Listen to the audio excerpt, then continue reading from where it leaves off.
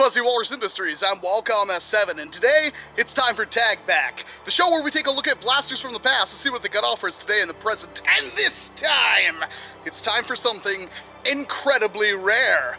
It's not the rarest thing ever, but it is pretty rare. In fact, to find one that will actually fire a dart without any kind of modification is rare in and of itself. So you're talking like rare and then like double rare, and you do like the math thing, you're just getting an exponentially low chance of ever finding this blaster. But if you do, well, here's what you're looking for, because this is a giant box for the Nerf SuperMAXX 5000. I mean, it's modular.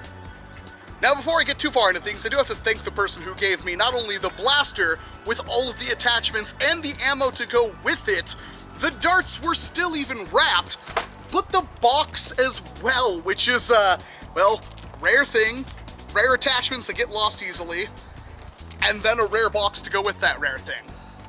You're kind of seeing there's another rare added to that math equation that it's getting even rarer to have this thing on camera, so I'm quite lucky. But thank you very much, Blake, from the 307 Nerf Foam Flinger group. I'll have a link down in the description for their Facebook group. Yes, it was Facebook, because it's a pretty big group, and if you live in the area, they're pretty cool dudes. I actually nerfed with them a lot over WVZ weekends, so yeah, thank you, because it's thanks to them that I get to show this thing off.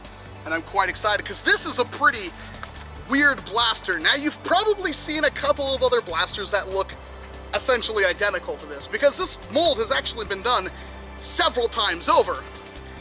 Different, you know, Laramie and, you know, SuperTech and stuff like that. And there are versions of this that are much rarer than this one. So then you get the rarity from those ones, and then having their attachments, and God help you, even the box for those, and it's getting substantially rarer the longer I explain what this thing is. But this one right here is probably the most common, but even then, it's not an easy pickup, and it is essentially just an air-powered blaster, but you will notice that it looks like a freak, and that's because this thing is modular. It's got modular barrels that all fit onto the blaster to shoot just about anything you could have possibly wanted in Space Year 1998. It's got a ball shooter barrel, which is going to be different depending on if you have like the SuperTech and Laramie ones or this one, because this is fit for the much bigger Nerf balls. Then you've got the arrows. These are also going to be different depending on which version you have, but these shoot arrows. I have two of the original arrows on the side, and another arrow that's very similar that is a little bit longer. I believe these are the 7.5 inch, these are the 9.5 inch, and then you've got the dart shooter barrel, and all of these will fit onto the blaster in a streamlined purpose, so you can switch ammo easily on the fly, which is pretty darn awesome. They all just kind of unscrew, kind of like that, and they screw into the barrel, and they make a seal, and then you shoot darts or arrows or balls out of it, which is rather interesting.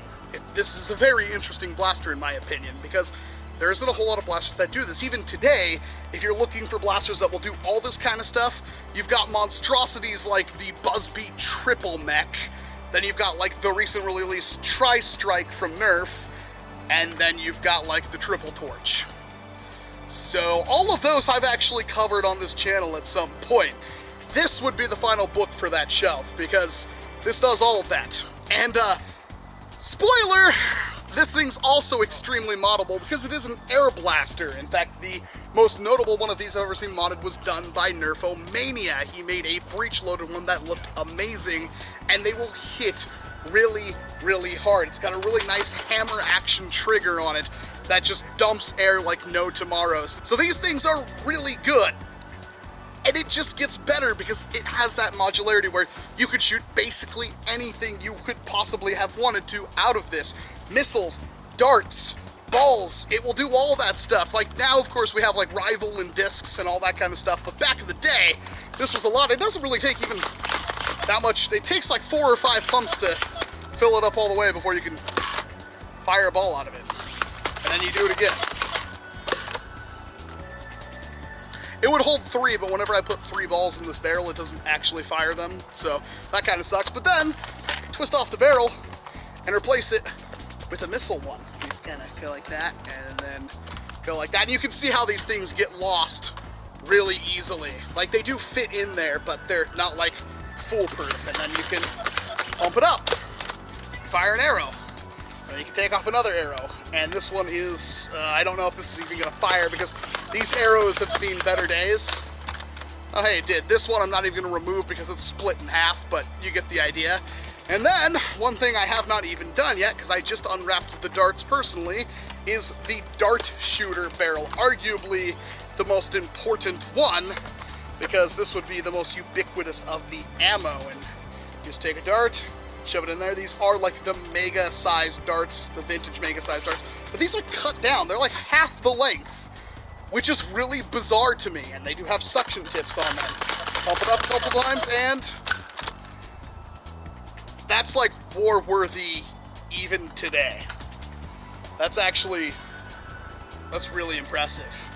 And then you gotta imagine like all of this dead space, because there is a ton of dead space in this blaster, and the fact that the barrel is, you know, loose and makes a satisfying pop. This thing is crazy cool, and it's a really unique color scheme. And if you want a different color scheme, well, there's like 3 different types of this blaster, probably even more, because they have remade this one quite extensively. But that begs the question, if you find one, should you mod it? And, well, it's pretty easy to make that decision. Do you have the attachments for it?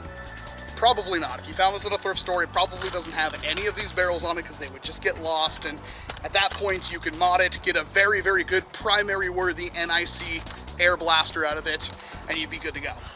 Or, if you find one with attachments, well, you could sell the attachments individually, or you could sell the blaster with the attachments and make a crap ton of money, I would assume. I'm not quite certain what these things are worth because I would never sell it, therefore I've never looked into it, but I do know these are rare and very nice blasters. I know the curator, when I showed him the picture of the things that I got from WVZ, he about had a heart attack because I had some things on there that are much rarer than this, and even this in and of itself is incredibly rare. The SuperMAXX 5000 is a wonderful blaster with a ton of fun built into it, and it had to be a nightmare for parents back in the day because you don't have to worry about just losing one type of dart, you gotta worry about losing all the types of darts and buying all the types of darts separately, and that could be really annoying.